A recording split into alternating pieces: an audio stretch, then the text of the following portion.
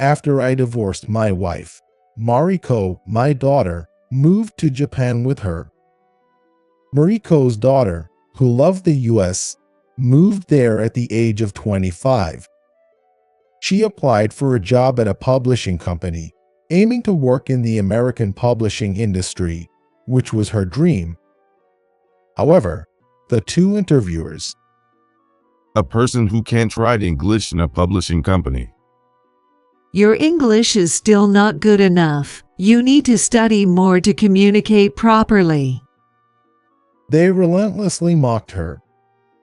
Even though they made unpleasant remarks, she held back her frustration. Even though she said she was an American citizen and fluent in English, they didn't listen.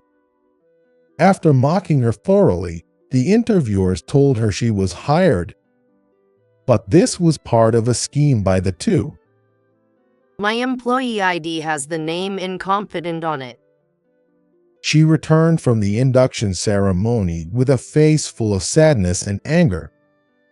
After hearing the situation, I stormed into the induction ceremony and declared, "Everyone's fired. This building will be demolished. My name is James Smith. I had a beloved wife and daughter, but I got divorced when my daughter was in elementary school. The reason for the divorce was clear. While I was engrossed in my work, I ended up neglecting my family. My wife, who came with me to the US when we got married, returned to her home country with our daughter. However, I find my job fulfilling, and I have no regrets. I think about opening doors to different cultures and becoming a bridge between countries around the world. The one who inherited this same mindset is Mariko. Mariko is my only daughter, born to my foreign wife. I met my wife while working for a foreign company and being stationed overseas. Generally, the locals were charming and friendly. I appreciated how they were assertive and clearly communicated their opinions and intentions. Mariko has the same social nature, easily getting along with anyone with her bright personality. However, I divorced my wife when our daughter was in elementary school. Thank you for always working late, but we haven't had much conversation as a couple for a long time, and I don't feel the meaning of being together anymore.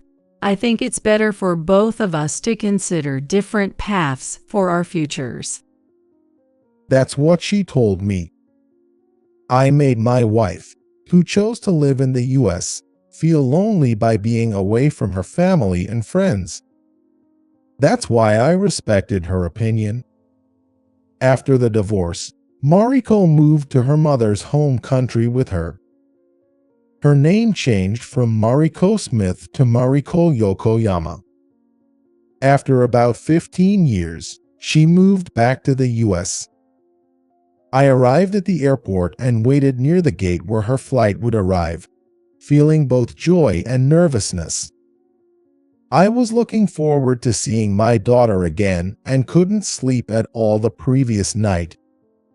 As her flight arrived and passengers started coming out of the gate, I searched for her. When Mariko appeared, I waved and called out with a big smile, "Mariko." Mariko, also excited to see me again, left her large suitcase behind and ran straight towards me. Dad, We hugged and shared the joy of our reunion. Holding hands, we left the airport and headed home. Mariko, who loves American fashion and food culture, dreams of working in the US using her language skills. I want to share the American culture I love with the world. To help her get closer to her dream, I recommended a company. On our way home from the airport, we decided to stop by that company. This is the company where you will have your interview soon. I'm getting kind of nervous. If you just be your cheerful self, you'll be fine. As we had this conversation, I suddenly felt someone staring at us. Looking in the direction of the gaze, I saw two people in suits watching us closely. "Is there something you need?" Well, They sneered at us. nice. Holding hands with a young, pretty foreign woman. "No, she's my daughter." Daughter. You have a foreign daughter? It's a secret relationship. The woman whispered to the man, just loud enough for us to hear. Feeling uncomfortable, I held back my anger, knowing it wouldn't be good to start a conflict in front of Mariko. "Do you work for this company?" Yes, we do. As you can see, it's a major corporation, not a place for people like you. Hey, just a minute. "Let it go, Mariko." Mariko, with her straightforward nature, couldn't stay silent without expressing her thoughts. She wanted to clearly convey her discomfort. However, the people she was about to confront might be employees of the company she was going to work for. I wanted to avoid putting her in a disadvantageous situation. But standing beside my still irritated daughter, I clearly remembered. The names on their employee badges were Basil Hawthorne and Vesperin Hartwell. Even after we got home, Mariko's frustration didn't subside. Dad, I don't want to go to that company. "Don't worry about it. Those two were just odd, but the company is full of talented people." Really? "Yes, I guarantee it." One day, Mariko, looking tense, was practicing for her interview in the living room. She was organizing her strengths and experiences, thinking about how to best present herself, and writing notes. Dad, can you play the role of the interviewer? "Got it." I guess I'll start with an introduction. Hello, I'm Mariko Yokoyama. She attempted to bow deeply to me, the mock interviewer, as she said that, "Mariko, in America, after you greet the interviewer, you shake hands. Nobody bows that deeply here." Really? That seems so casual.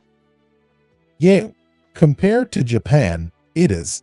By the way, there's also this strange etiquette about knocking on the door slowly 3 times. I drilled her on the basic interview manners. Next, how to answer questions. How should I answer that one? Well, it's not bad, but you could give a more specific example. Mariko thought about the answers to common interview questions. She then refined her responses based on my feedback. All right, let's try again. Mariko practiced over and over, so she could approach the interview day with confidence. Finally, the day of the interview arrived. In the morning, Mariko prepared herself with a mix of nerves and excitement. "Mariko, be confident. No matter the outcome, you'll be okay." I smiled at Mariko and lightly patted her shoulder. Encouraged by my words, Mariko walked out with her head held high. Here's what she told me about the interview. When she entered the interview room, she was shocked. Nice to meet you. It's not our first meeting, is it? You're the girl from the other day? Right. Bold of you to show up for an interview after that. The interviewers in front of her were the same rude ones from before, Basil Hawthorne and Vesperin Hartwell. I apologize. Well, it's fine. Have a seat. Thank you. Mariko decided to stay calm. So, where are you from? Yes, I was born here in the US, but my parents got divorced when I was 8. After that, I lived with my mother in her home country. That makes sense. I thought you seemed like a strong-willed young lady. So, how serious are the people in your mother's country about their work? In the US, laws and quality are prioritized, but how is it in your country? Vesperine's question momentarily surprised Mariko, but she calmly explained the work ethic in her mother's home country. However, Basil and Vesperine continued to ask questions reflecting negative preconceptions about her country and culture. I've heard people in your country are lax with time. Is that true? It would be a problem if they worked loosely here. Mariko tried her best to defend her roots, but the atmosphere of the interview grew heavier. Can you even speak English? Do you understand slang? Basil fired off questions rapidly. Yes, I speak Japanese, English, and French. However, since I lived abroad for most of my life, I'm not very good with slang. A person who doesn't understand slang working in publishing.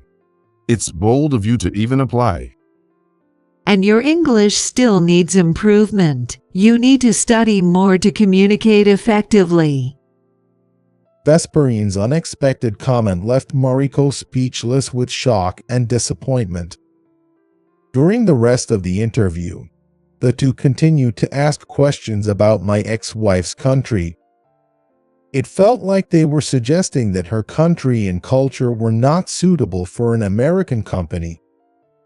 After the interview, Mariko felt dejected, thinking her efforts had been in vain. What bothered her most was the unfair questions and comments driven by cultural misunderstandings and prejudices.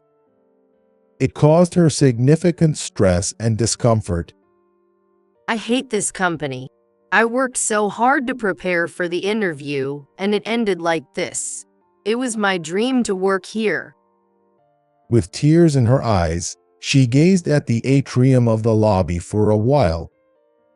Feeling a bit karma, she was about to leave when suddenly someone called her name from behind. Ms. Yokoyama, Mariko Yokoyama. It was the rude Vesperine. Yes. I needed to give you this. Vesperine handed her an envelope. Inside was a notice of an official job offer. What? What does this mean? In this global era, we need women like you. We couldn't risk another company hiring you, so we issued the notice immediately. Laura couldn't hide her confusion at Vesperine's sudden change in attitude. Once your official hiring is confirmed, we'll send you an email with the details of the induction ceremony. Mariko was overjoyed, realizing she had really been hired. When she got home, my daughter ran straight to me. Dad, guess what? I got the job offer. I was honestly stunned. I had never heard of that company giving an offer on the same day. But there it was, her name on the documents. I would later regret not thoroughly checking the contents of the documents at that time. On the day of the induction ceremony, our house was filled with excitement. Mariko woke up early, got ready, and dressed in a suit. Her expression was a mix of nervousness and anticipation. It's time to go. Seeing Mariko in her new suit made me feel emotional. I smiled gently, just like on the interview day, and gave her a supportive pat on the back, proudly watching her leave. But soon, Mariko returned home. Did you forget something? The induction ceremony just started. Why are you back home? No, my employee ID is incompetent on it. What? Incompetent? When she explained the situation, my hands shook with anger. The new employees gathered in the company lobby to head to the induction ceremony, holding their employee badges that had been distributed in advance. One by one, They approached the gate and held their badges up to the reader. However, when Mariko tried to pass through the gate, an error message suddenly appeared on the display and she was denied entry. She checked her employee ID and turned pale. It didn't have Mariko's name on it, but instead read incompetent Yokoyama. Other employees and staff rushed to understand what was happening, but everyone stood there in stunned silence. Then, with a sound of heels clicking, Vesperin appeared in front of her. I've heard the situation. Sorry, it seems there was a mistake. Your name isn't on the list of new employees. What? What do you mean? Oh, didn't I mention? What I gave you was an unofficial job offer. It was like a verbal promise. It wasn't an official hiring notice. See, you really didn't understand English. We found someone much more competent than you, someone who actually understands English. Mariko was speechless. The employee badge was just made for fun and accidentally ended up with you. That's terrible. Why would you do something like that? Other employees who witnessed the whole scene murmured in disapproval. It's your fault for trying to challenge me. Mariko dropped everything she was holding onto the floor and ran out. Hearing what happened, I couldn't stay put and headed straight to a certain place. Meanwhile, behind the scenes, the final preparations for the induction ceremony were underway. Ms. Vesperin, about what just happened in the lobby. Is everything all right? If the president finds out, it could be a big problem. Don't worry, the president won't hear about it. I don't care where the president is or what he's doing right now. He's not interested in trivial matters like this. Vesperin smirked. Why did you do that? Couldn't you simply not hire her? Our company constantly has people applying, right? And most of them are incompetent and not suited for us. It's a hassle to go through resumes and interviews over and over. The male employee questioned Vesperin's methods and tried to argue from a moral standpoint. But that doesn't mean you had to treat her like that. These foreign obsessed girls irritate me. I thought using her as an example would spread the rumor that incompetent people shouldn't come here. Do you really think that's a good approach? The cold-hearted Vesperin tried to justify her actions. If it stops incompetent people from coming, it's worth it. It makes our job easier. But it put her through a lot. Maybe, but it's necessary for our benefit. Pursuing personal gain by hurting others can damage the organization's credibility and internal atmosphere. Everyone present likely felt this way. Suddenly, an employee came running. Vesperin. Hello, Mr. Brown from HR. What's up? Look at this. What have you done? He held up his smartphone, displaying a post on social media. Seeing the screen, Vesperin's face turned pale. What is this? Someone had recorded the entire incident with Mariko and posted it online. The video quickly spread, and the comments were unbearable to read. That lady should quit. You're the real incompetent one.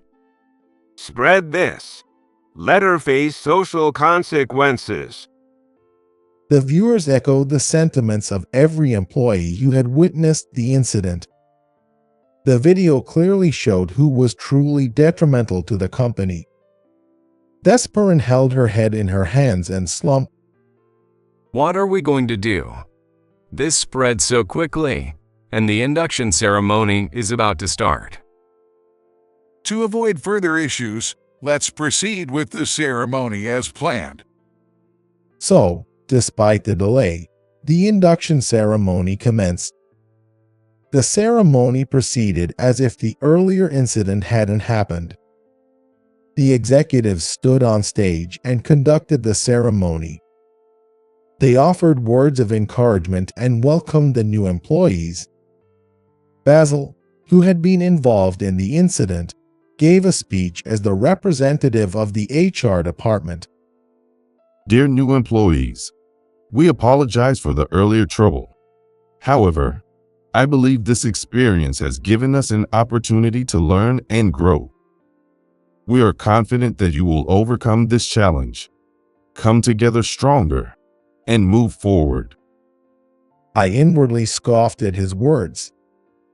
Today, you are welcomed as members of this company. We hope you will face any challenges with a sense of responsibility and pride, grow with us, and achieve success together. Applause filled the venue. During the induction oath ceremony, the new employees raised their hands in unison, pledging their loyalty and responsibility to the company. The sense of unity and determination spread throughout the venue, creating a moment of inspiration. However, Mariko was not present. The frustration of not being able to see her smile made my blood boil. Next, we will have a greeting from our president, Smith, to the new employees. I was called to the stage. That's the man who was in front of the company. Yes, I am the president of this company. By the way, the chairman is my father. Originally, my father was supposed to give this speech, but I persuaded him to let me speak. At this induction ceremony, I extend a heartfelt welcome to all of you. Our company places great importance on ethics. Those who lack ethics may be deemed incompatible with our values. I spoke with emphasis, thinking of a certain individual. Always strive to act with integrity and honesty. I believe this leads to the growth and prosperity of our organization. I glared at Basil. His pale face is an image that will never leave my mind. I took a deep breath and continued. However, today, two people acted unethically, and no one stopped them. Those who only think of themselves and turn a blind eye are not needed in this company. Everyone is fired, and the building will be demolished. The entire venue buzzed with shock. With the buzz of the audience behind me, I left the stage. President, that was an amazing speech. Truly inspiring. Basil, in stark contrast to his previous attitude, now approached me like a different person. What? I mean, I apologize for my rude comments the other day. I had no idea she was your daughter. So, is it okay to hurt her if she wasn't my daughter? I fired back at him. No, that's not what I meant. But her name. I got divorced. She took my ex-wife's last name, so she's Mariko Yokoyama now. I see. Enough. Get Vesper in here. Vesperin, looking defeated and barely able to stand without support, was called over. Yes. President, I deeply apologize. Please forgive me. Don't think you have a chance. You're both fired. Leave and never come back. I then notified Basil and Vesperin of their termination. Immediately after, I was sternly reprimanded by my father, the chairman. We are responsible for the lives of our employees and their families. Do not speak rashly. Yes, but those two. Yes, those two can go, but protect the other employees. I'll retract my statement immediately. Thus, I retracted my statement from the induction ceremony and focused on protecting the livelihoods of everyone else except Basil and Vesperin. Despite the social media uproar and being labeled a black company, not a single employee, including the new hires, decided to leave. The company revisited and redefined its principles and values. By practicing actions based on these principles, it took the first steps to regain trust. Additionally, the company focused on social contribution activities and community support to show how it could benefit society. Meanwhile, Basil and Vesperin aimed for re-employment and attended interviews at several companies. You've worked in publishing before, right? Yes, that's correct. I previously worked at a publishing company. I see. No wonder your name sounds familiar. We don't hire people who lack ethics. Please leave. Basil stuttered, looking bewildered. He reflected on his wrongdoings, his heart filled with regret and anger. Vesperin, staring out of her window at home, let out a deep sigh. Like Basil, her unusual name was a curse in her job search. Moreover, the video of the incident remained as a digital tattoo, never disappearing, the stares and whispers from passers-by recognizing her as that person from the video eroded her spirit. Gradually, Vesperin began to withdraw from society. A year after the incident, my company was slowly regaining public trust. Mariko, determined to prove her worth, took job tests again and secured a position on her own. Dad, thank you for standing up for me back then, even threatening to demolish the building. Yay, I might have gone a bit too far. This corporate philosophy remains unchanged. We aim to be a company that bridges the US and the world, spreading American culture globally and ensuring that Americans are admired and shine not only domestically but internationally.